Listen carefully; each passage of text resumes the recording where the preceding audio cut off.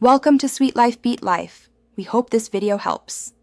In this video, I will show how to reset the 2017 Toyota Prius maintenance light easy method. Begin with the car off and the parking brake engaged, then press and hold the trip meter reset button.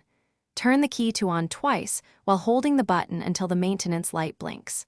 Release the button and press it again to confirm the reset. Drive briefly to ensure the indicator stays off and the display returns to normal. Start by ensuring the vehicle is on level ground and the parking brake is set, then switch to ignition on without starting.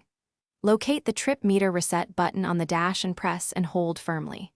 While holding, cycle the key to on twice until the maintenance light blinks or the display reads 0.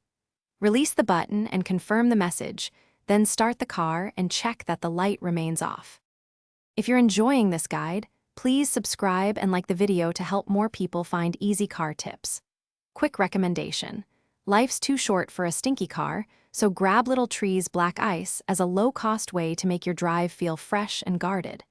I find it pairs nicely with routine maintenance and long trips. Check the description for the link and other deals. Now let's get back to the video. If the maintenance light does not reset after the first attempt, don't worry. Try the sequence again with steady pressure on the trip button and consistent key timing. Make sure the car battery has sufficient charge and that all doors are closed. If the light returns or other warnings appear, scan for fault codes or consult a technician. Regular oil changes and scheduled service help prevent repetitive maintenance alerts. Thanks for watching. Consider subscribing if we helped you.